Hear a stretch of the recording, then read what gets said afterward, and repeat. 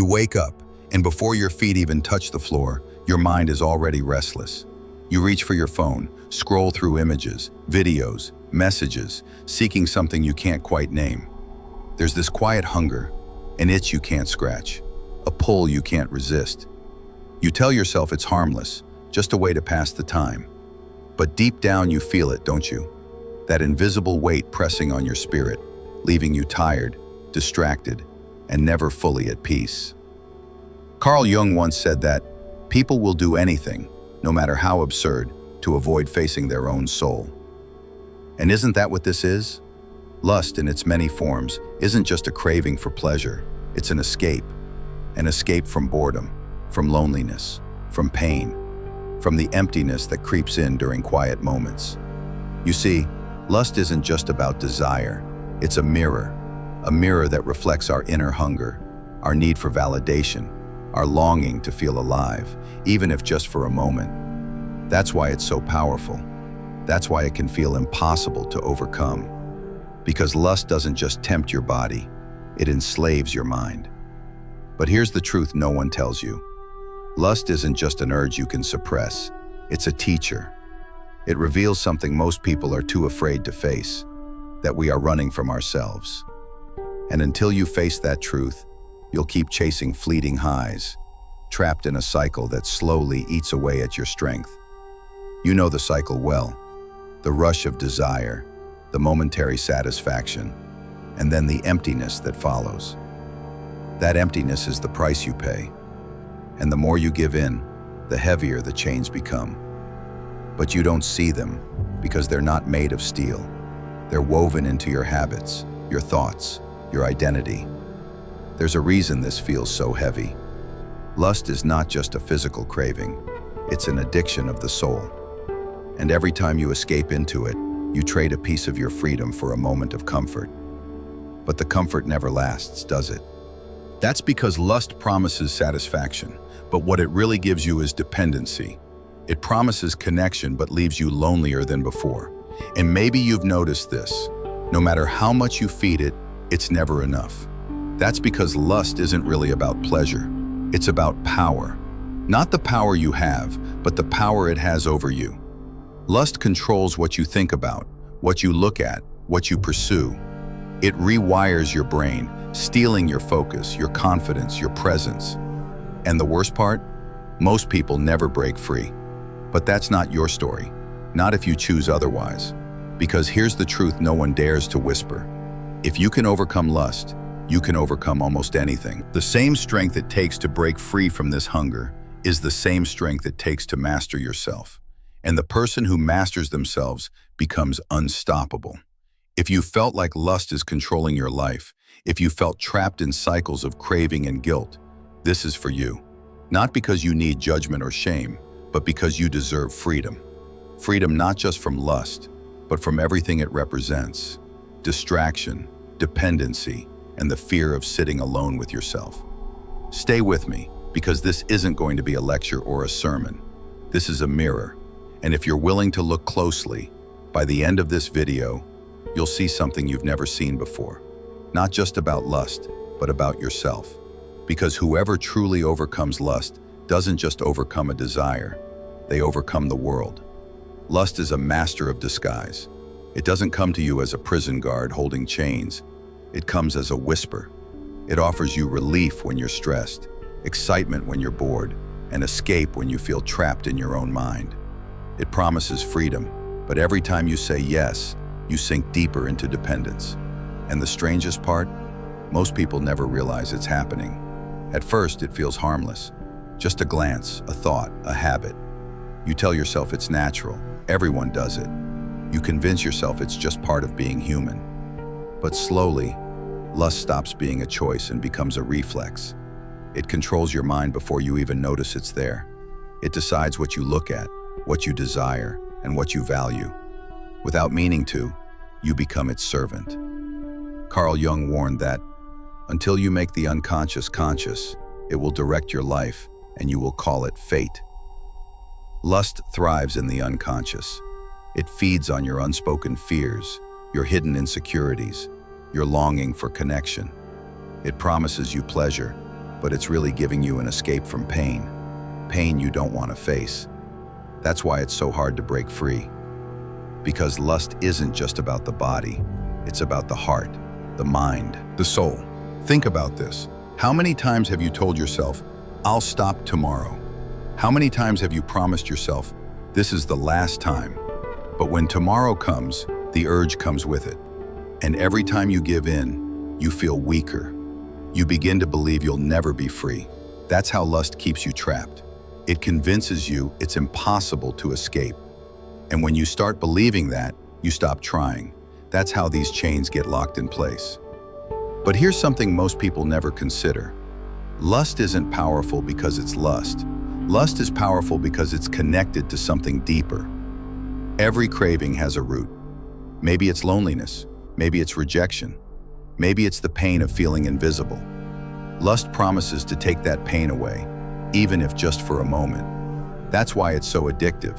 It's not just about pleasure, it's about pain relief. And yet, every high it gives you is followed by a low. A gnawing emptiness creeps in after the rush, like a shadow that always catches up.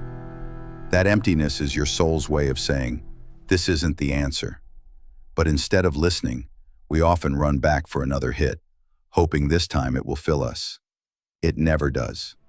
Ancient philosophers and spiritual teachers understood this long before neuroscience confirmed it. Lust rewires your brain, reshaping what you find rewarding.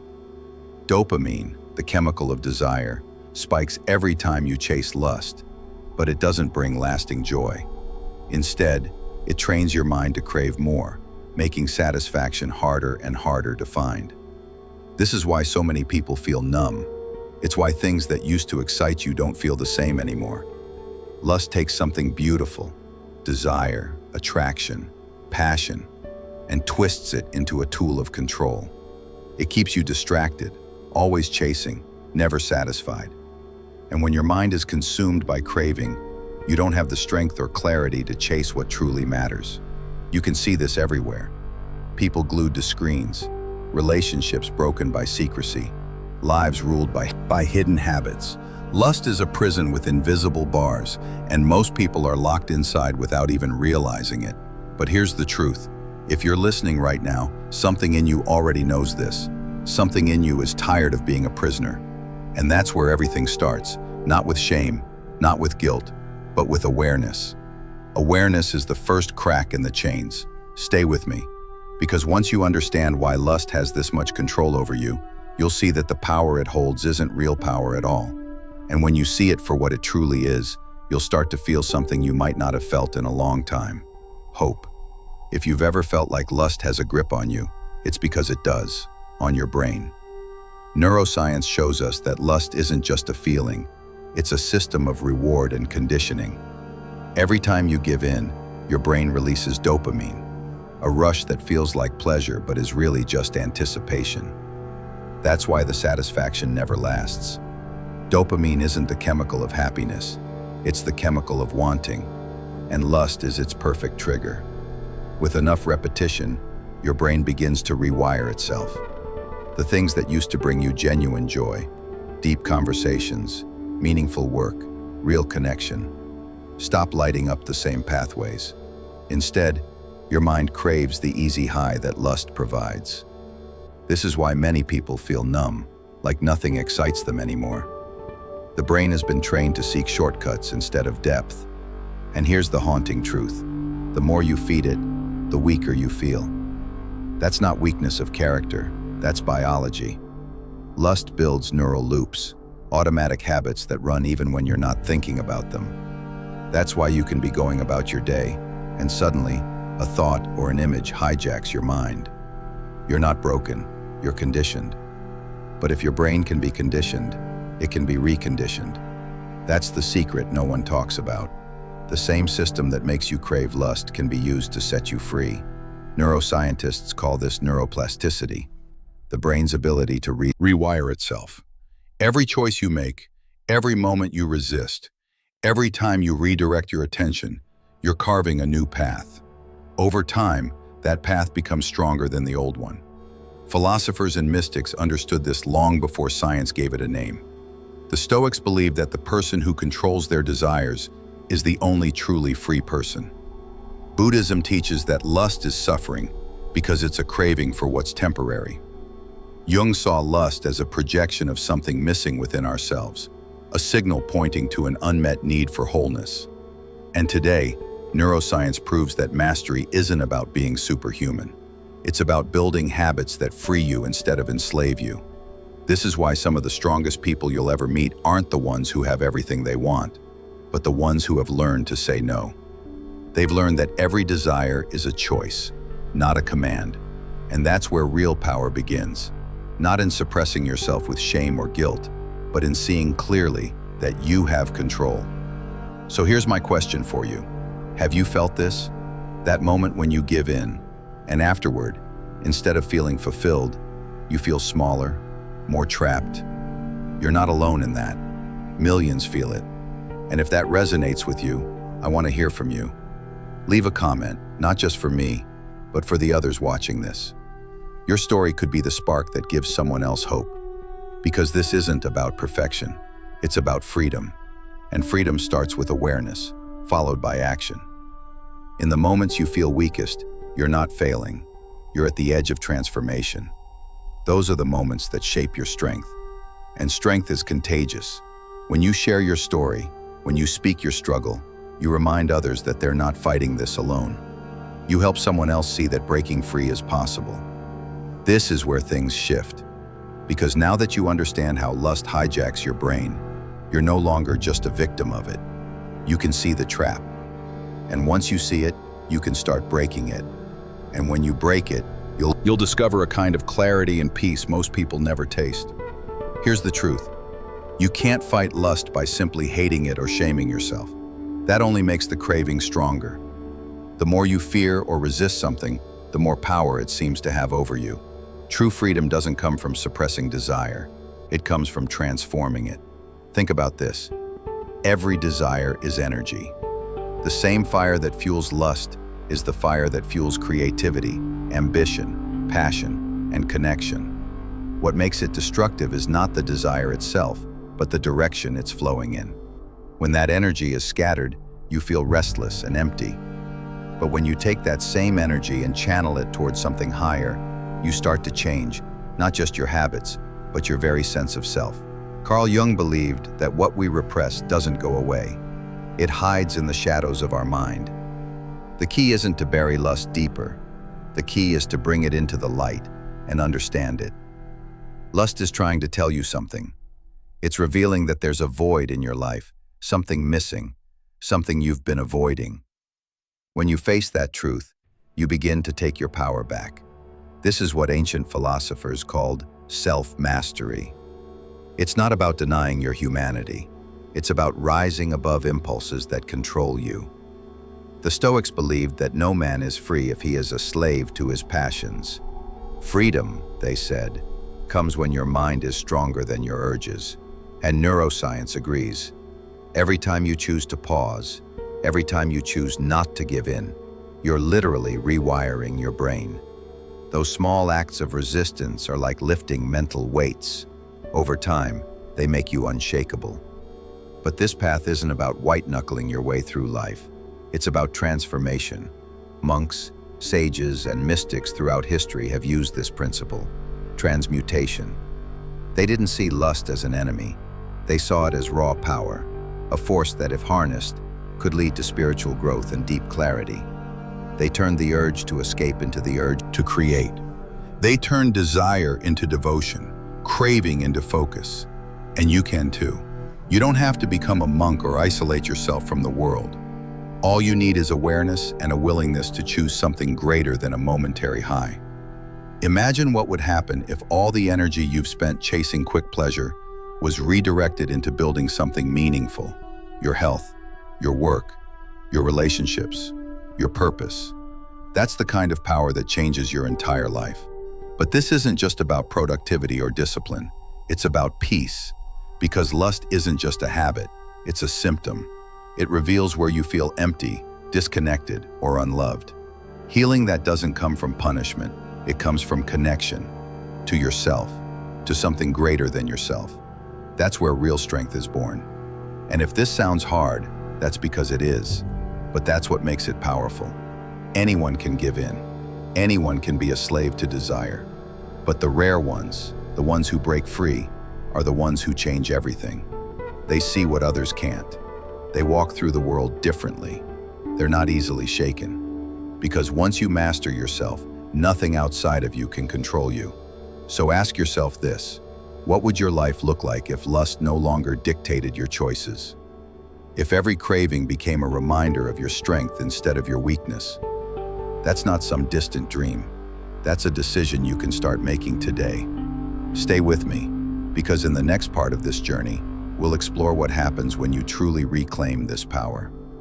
We'll see how people throughout history have turned their deepest struggles into their greatest strengths, and how you can too.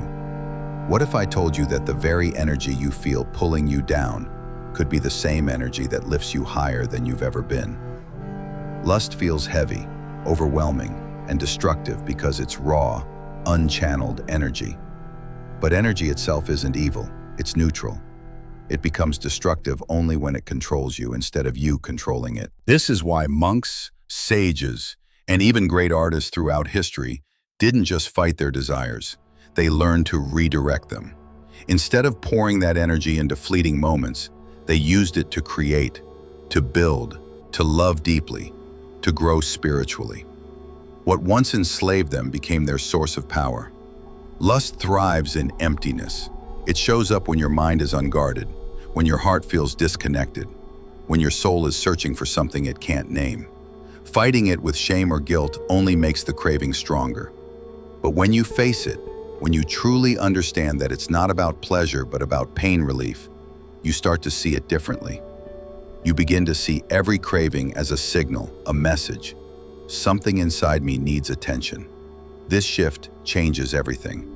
The same energy you once wasted on chasing temporary highs can become the energy that drives your purpose. It can push you to get stronger, to focus, to create, to connect. The urge that once made you feel weak can become the reminder of your strength. This is why the people who truly overcome lust feel a sense of freedom that's hard to describe. They're no longer at war with themselves. They don't feel empty. They don't feel controlled.